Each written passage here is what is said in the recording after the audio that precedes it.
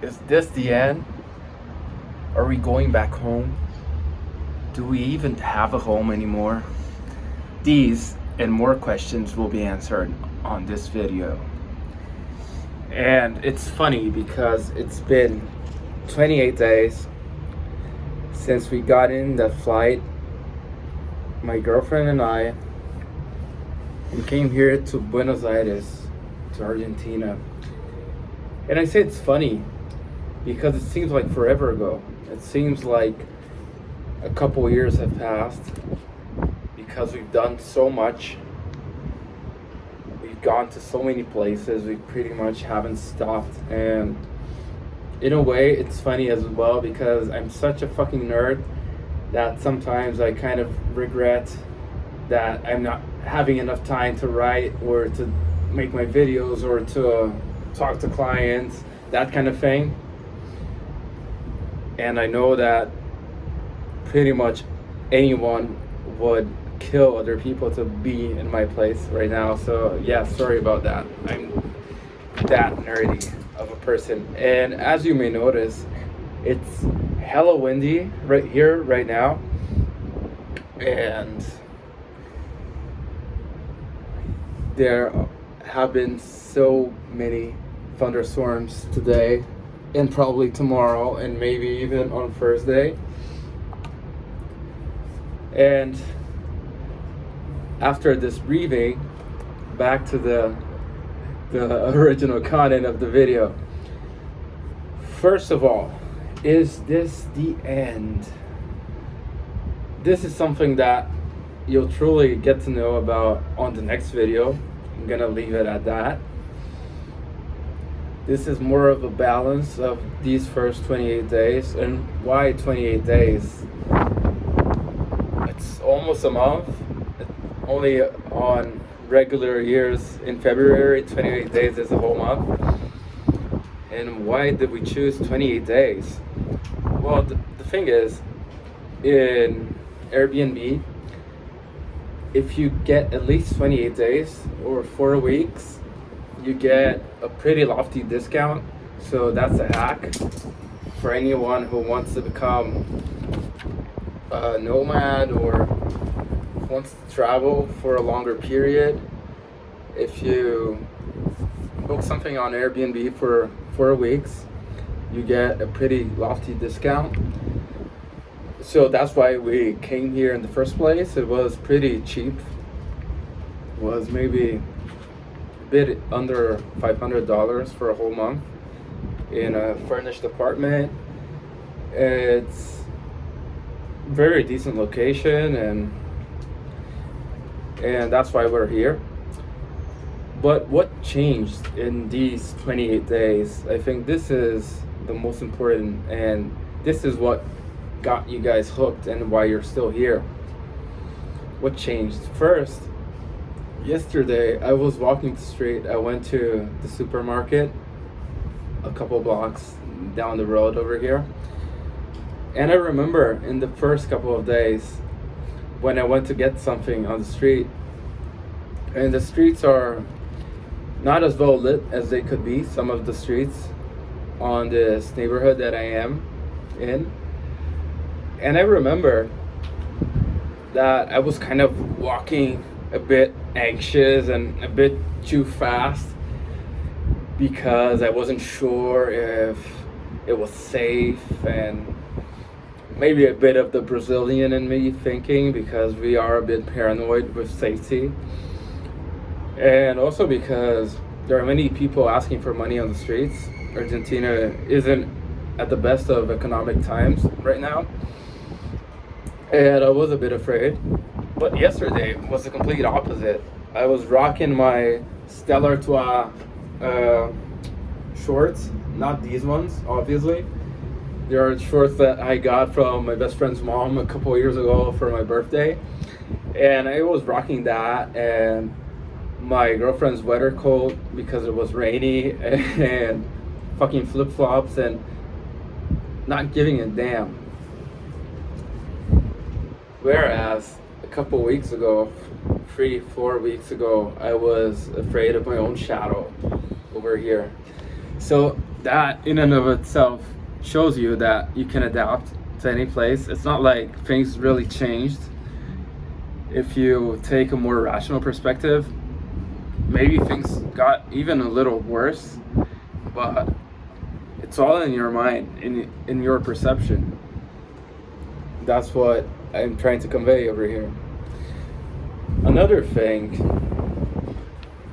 that is very important that you start noticing when you're so long away from home is that home is where the heart is.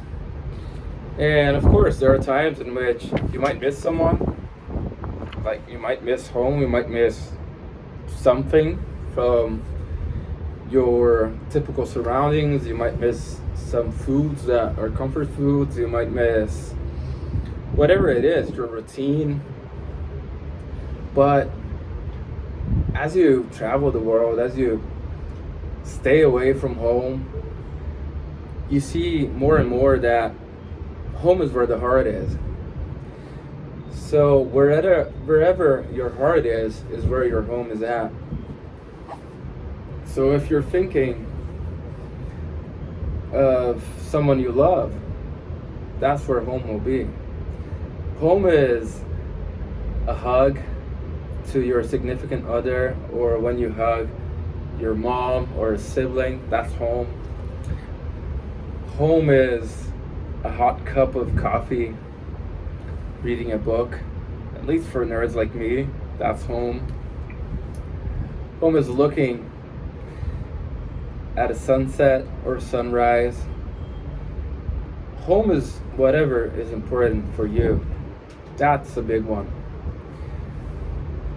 Also, another thing that's very important, and that I've talked about at length in many of my previous videos and many of my previous texts, the things that I write, the importance of being present, of living the moment you are in, of actually being there. So yesterday we were watching a movie, and it's an Italian movie that I don't remember the name right now, but the gist of the story of the movie is that the guy wakes up and it's his 40th birthday and he lives his birthday, okay? And then he goes to sleep and he wakes up and it's his next birthday, so his 41st birthday. And then he wakes up again and it's his 42nd birthday. So the movie, every day is his next birthday, because he's living his life on autopilot, kind of like the movie Click, but instead of having these different moments of his life that he goes through, he just skips a birthday to the next, to the next. And so it begins with him meeting his significant other, his wife, even though they weren't actually married. And then he starts skipping those years, and you see him getting estranged from his significant other. You see her on his 41st birthday, she's pregnant, and then on his next birthday, he already has a daughter who's a baby, and then you see them getting estranged year by year because he's not fully present. He's always living on autopilot except for his birthdays. That's the only days in the movie in which he's fully present. And there's the scene in this movie that really got to me, because when his daughter was about 5 or 6 years old, he finally takes her to the park and he's talking to her because he didn't actually have any time with his daughter. He barely knows her, right? And they're talking to each other, and he's trying to convey to her, what can I do to be a better dad? Like, what do you want me to do? What could I do that would make our experience as a daughter and father better? And what she says, it's so simple yet so deep. And I even noted it down. It was something like, Uh, it was an Italian movie. It was something like "Voglio facere niente insieme." So she says that what she really wanted to do with him was to actually do nothing, but together. And then she goes deeper and says that sometimes he's with her, but he's not actually there. He's not present. So he's on his phone, he's on his computer, he's not paying attention to her. It's not like she wants to do super fantastic things. It might be just playing around, messing around, talking about nothing really, like just being there, but actually being there, being present with her, paying attention to her, paying attention to their surroundings, to what they're doing. And he never did that. And that's the gist of the movie. And when he finally realizes this, and when he finally takes the time and energy to try to make up to his friends, make up to his daughter, to his ex-wife by now, that's when he finally stops living one day of every year, only his birthday. That's when he finally wakes up and it's not his birthday anymore. It's the day after his birthday. So that message on that movie was very powerful for me. Also, another thing on this balance, traveling is something that helps us get into that present vibe of paying attention. It's no wonder why many people, they might have a week or two to travel because that's how much vacation they get every year. And most of their memories from that past year or from a couple years ago, they're from vacations. Because those are the days when we let ourselves be present. Those are the days when we go somewhere else, when we go to a different environment. And a very powerful thing of going to a different environment, a different city, a different country, or just doing something different in your own town, wherever you live, is that by doing something that you're not used to, by having new bits of information, you end up forcing your brain to pay attention to what's happening around you. And that's how memories are made. That's why if you go somewhere for the first time, say when you get a new job and you go there for the first time, the first day will be very memorable. And you'll probably remember it years down the line, your first and your last day. But all of the days in between, they're kind of a blur. You don't know which was which. So if you work somewhere for 1 year, you might have gone there maybe 250 times. And you don't know what's day 123, what's day 285, but you know what the first and the last one are because they are special. And that's what traveling helps you do, because you enter that vibe, that mental space, that everything is new, everything is different, everything is special. And this helps you be more present because you're more open to being present. But you don't necessarily need to go somewhere else. You can do this wherever you are. You can do this in your hometown. You can do this in your neighborhood, in your block, in your house even. If you get some cherished objects of yours, if you get an old picture and try remembering that day, if you get one of your old books and open it, you will start firing up your brain, your neural connection, your neural pathways, and you will remember things that you didn't even know you remembered. Yeah, another thing that I noticed is that despite being a chronicle fast walker, and I got that from my dad, because every time we travel, we are just walking a shit ton of kilometers of miles every day and trying to see everything and having the time of our lives. I also enjoy the joys of slow life. So, like I said before, the joys of sitting down, relaxing, having a nice cup of coffee, sipping slowly. And I'm telling you, I like to sip the hell out of my coffee. When I eat something, I make sure, unless I'm very, very, very hungry, I make sure to get those tiny ass pieces and really simmer on the taste. Because I'll tell you this, and for anyone that wants to lose weight or who has problems with food, try to be present with your food. Eat slowly. Enjoy the food you're eating.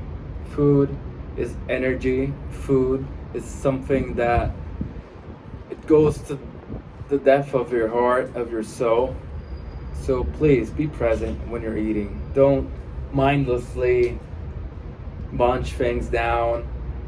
I get on top of people in my life when they're doing this because I hate this. I've never really fought with him, but when I see my dad doing this, like munching things, and especially highly caloric things like nuts or candy or sweets or whatever, I get on his ass because, dude, it's food, it's calories, and food should be about enjoying. Food should be about simmering, about slowly having that moment. And that's the thing. As much as I'm a very fast, go, go, go type of person, I also like to enjoy those little moments, like in the movie, in the Italian movie with the kid. Really enjoy, man. Really be present. Really, if there's a child in your life, maybe it's your own child, maybe it's a small sibling, maybe it's whatever. Enjoy those moments. Kids are fucking present. Enjoy those moments with them.